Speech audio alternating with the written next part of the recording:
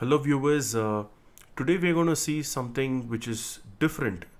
An episode where we are going to hear something which is more nectar to our ears or Amrutam. We are going to hear about Sri Anjaneya Navaratna Mala. This is taken from Sundaragandam. We are going to see what this Shostra or Sloga is all about.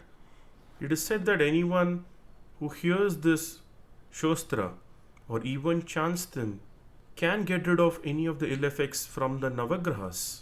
This sloka gives the essence or a summary of Sundarakandam. Sundarakandam is all about Hanuman's journey to Lanka, his meeting with Sita, and obviously the fire which he sets to Lanka and he successfully returns back. It is the only chapter in the entire Ramayana in which the hero is not Ram but rather Hanuman. The work depicts the adventures of Hanuman and his selflessness, strength, devotion to Ram. Sundara means beautiful, Kandam means section. Let us see more detail about each and every Ratna. The name Navaratna indicates 9 gems or 9 stones, and that in turn indicates the 9 Navagrahas. We will now hear about these Shostras followed by its meaning. ततो रावणनीतायाः सीताया शत्रुकर्षणः येष पदम् अन्वेष्टुं चारणाचरिते पति. This is the first shloka of Sundarakandam. The gem attached with this shloka is Manikyam or ruby, and the planet pleased by this is the sun. The literal meaning of the shloka is Lord Hanuman, who is a slayer of all the enemies searching for Sita, abducted by Ravana. यस्य त्वेतानि चत्वारि वानरेन्द्र यथा तव स्मृतिर्मतिर्धृतिर्दाक्ष्यं सकर्मसु न सीदति. The gem attached to this mantra is a pearl, and the planet attached is the moon.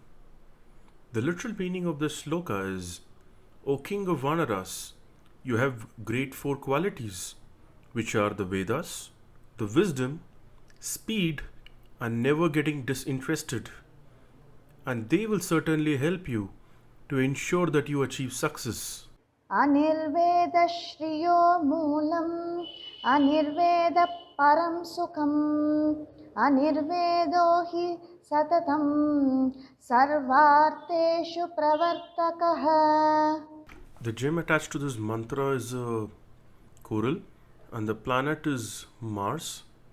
The literal meaning of the shloka is, the absence of depression is the root of wealth. The absence of depression is the real pleasure.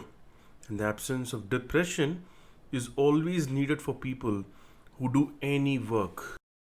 नमोऽस्तु रामाय च लक्ष्मणाय देव्यै स तस्यै जनकात्मजायै नमोऽस्तु रुद्रेन्द्रयमानिलेभ्यः नमोऽस्तु चन्द्रार्कमरुद्गणेभ्यः.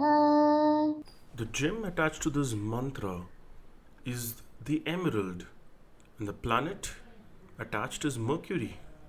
What it really talks about, the literal meaning, salutations to Lord Ram, along with Lakshmana, salutations to his consort, the daughter of Janaka, salutations to Rudra, Indra, Yama, and Agni, salutations to Chandra, Surya, and Vayu.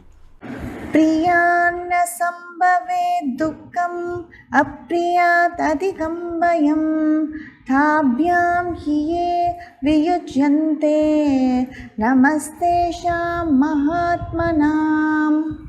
The gem attached to this shloka is Pushparagam or yellow sapphire, and the planet attached is the Jupiter. So, the meaning of the shloka, due to desire, sorrow occurs, due to hatred, fear occurs, and you can get rid of these fear by saluting great souls. रामः कमलपत्राक्षः सर्वसत्त्वमनोहरः रूपदाक्षिण्यसम्पन्नः प्रसूतो जनकात्मजे. The gem attached to this shloka is the diamond, and the planet pleased is Venus.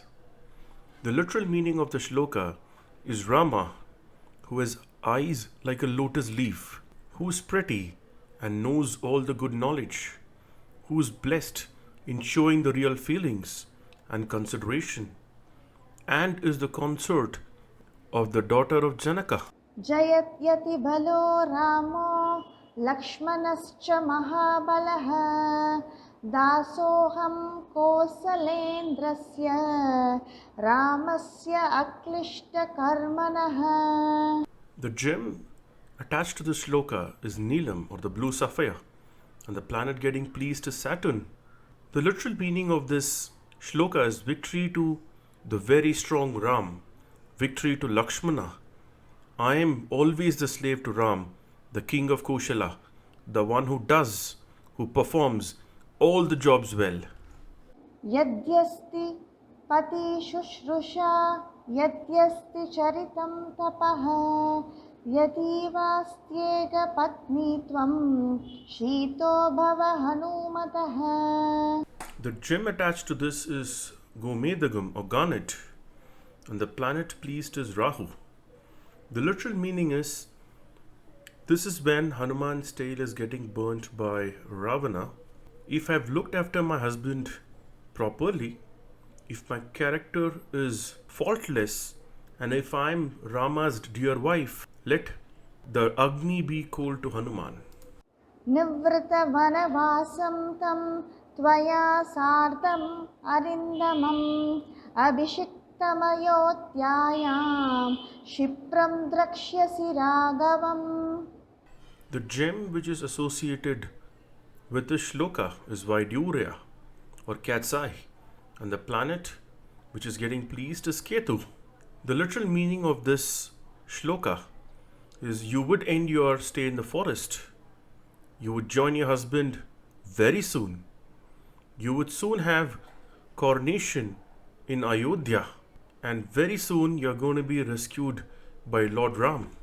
I hope you really enjoyed this Devamrut for today. Please do like, share, comment and subscribe to Mandaramrudam.